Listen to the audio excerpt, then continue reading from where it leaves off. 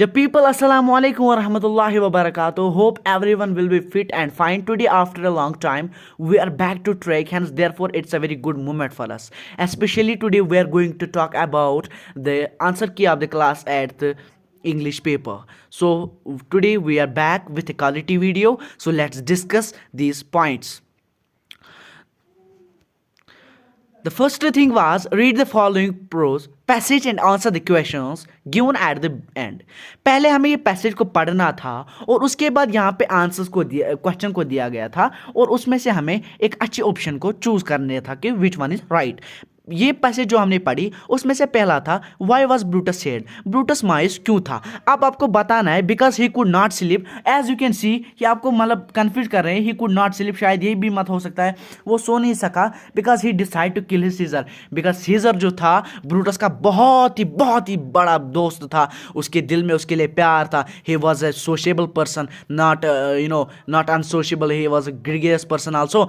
सो उसके लिए मतलब वो बहुत उसको चाहता था. बहुत खूनी रिश्ता था उन लोगों का. और उसके बाद ये because he gain absolutely powers, as you can see here he gain absolutely powers. ये भी है लेकिन यहाँ पे माइट का भी आपका ख्याल रखना है. तो बिकॉज सीजर वॉज एम्बिशियस, क्या सीजर मकसदी था, ग्रीडी था. तो the B option he decide to kill, अपने दोस्त को मारना it's not a likely thing. The B option was the correct option. Now move towards another question.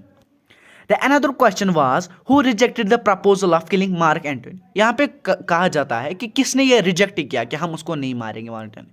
तो इसकी जो राइट ऑप्शन थी वो था ब्रूटस. ब्रूटस ही ऐसा बंदा था पहला जिसने ये कहा कि हम उसको नहीं मारेंगे. उसके बाद और एक क्वेश्चन है तो ये था बिटरनेस. बिटरनेस हम कहते हैं मतलब बिटरनेस का जो अपोजिट वर्ड आएगा उर्दू में हम कहते हैं इनको मुज्जाद अल्फाज. अगर हम कहें तो इसका अपोजिट वर्ड हमें बताना, दैट वाज स्वीटनेस. और उसके बाद और एक क्वेश्चन था pick the odd one. Odd one कैसे देख सकते हैं. देखो अगर हमें ऑड वन को निकालना होगा तो हम चेक करते हैं, पहले प्रोनाउंसिएशन करते हैं. हम कहते हैं ब्रूटस, सीजर, जो भी यहाँ पे ऑप्शंस दिए गए हैं पहले हमें प्रोनाउंस करना है. इनके साथ कौन मैच नहीं करता, that is the odd one. तो D is the correct option.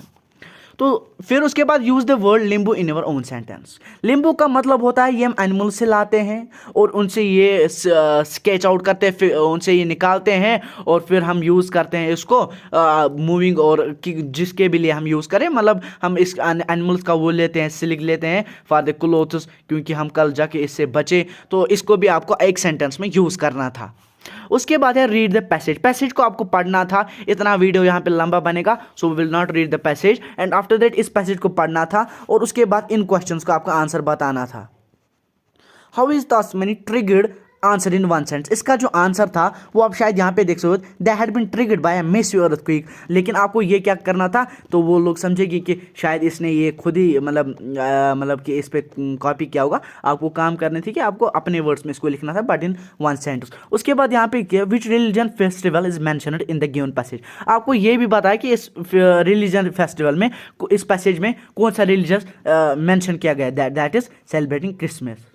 हाँ तो ये वही दो. What happened to the family at the end. इस फैमिली के साथ आखिर में क्या हुआ तो वो आप इधर से अपने वर्ड्स में लिखना है आपको. यहाँ से ये देख सकते हो आप यहाँ से, लेकिन अब ये कॉपी नहीं करना है, इसको पहले पढ़ना है और उसके बाद अपने वर्ड्स में भी लिखा. अगर आपने अपने वर्ड्स भी में भी नहीं लिखा तो दैट्स नॉट रॉन्ग थिंग. उसके बाद हम आते हैं यहाँ पे, आप देख सकते हो I will but that is rise का अपोजिशन वर्ड क्या है तो that is fall. Option B is right answer here. And after that अब पांचवा क्वेश्चन जो है what feeling might have been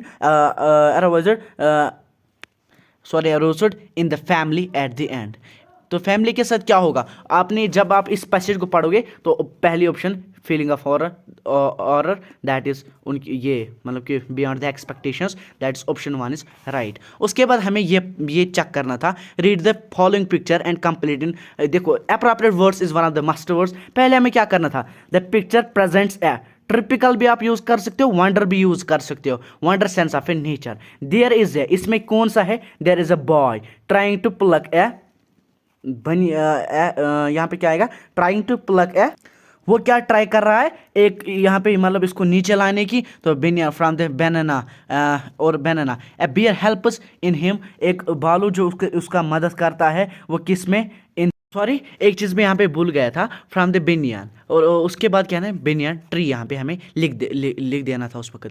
A bear helps in him, in his job भी लिख सकते हो, और जो कुछ भी मतलब इसने क्या वहाँ पे द बियर, उसके बाद यहाँ पे देख सकते हो।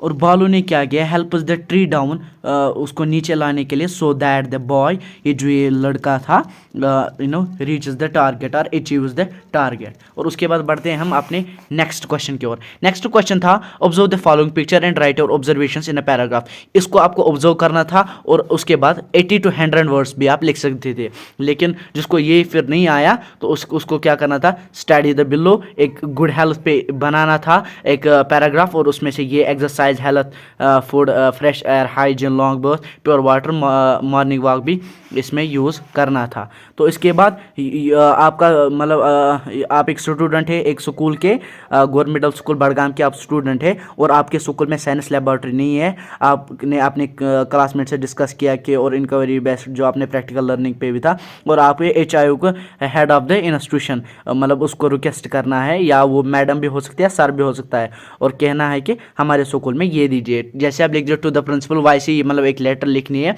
तो उसके बाद ये इजी है, आप कैसे इसको लिख सकते हो। तो बढ़ते हैं अपने नेक्स्ट क्वेश्चन की ओर।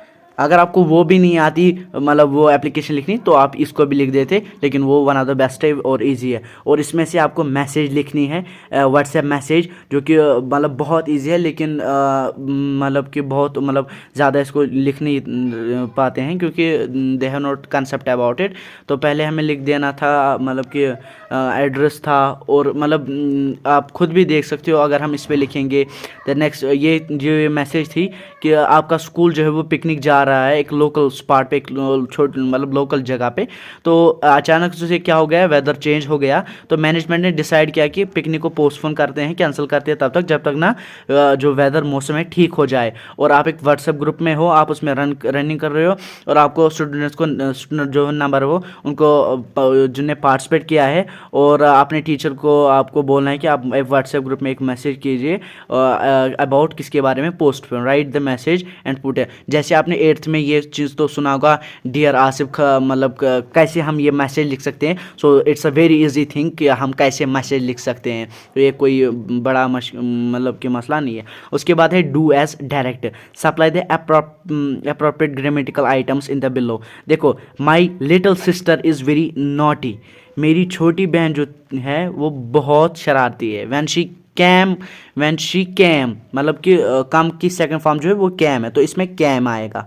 तो उसके बाद है back from school yesterday, she had turn her dress, क्योंकि ये फीमेल से है, तो यहाँ पे हम ये लगाएंगे। We asked her how it हमने उसको ये बोला, we asked her how it may happened, तो ये कैसे हुआ, मे इसमें आएगा। She said had quarrelled with a boy, she had with him in a race and he had try to punish her. और उसके बाद इसमें भी ये डैश आप खुद कर सकते हो। और उसके बाद है चेंज द नरेशन। पहली नरेशन जो है, the teacher said to me have you done your homework, the teacher told me that. ये जो काम आज यहाँ पे देख रहे हो, इनको ख़त्म करने के लिए हम दैट का यूज़ करते हैं। तो क्या तो इसका आएगा, the teacher asked me that if you had done your homework, पहला वाला इसका। तो दूसरा, the student replied that he had completed all the assignment, इसका आएगा, the student replied that my assignment has finished by me. तो चलो बढ़ते हैं, ये फिर आपके ये हो गए क्वेश्चंस पेपर्स हो गए। तो होप आपको ये भी समझ में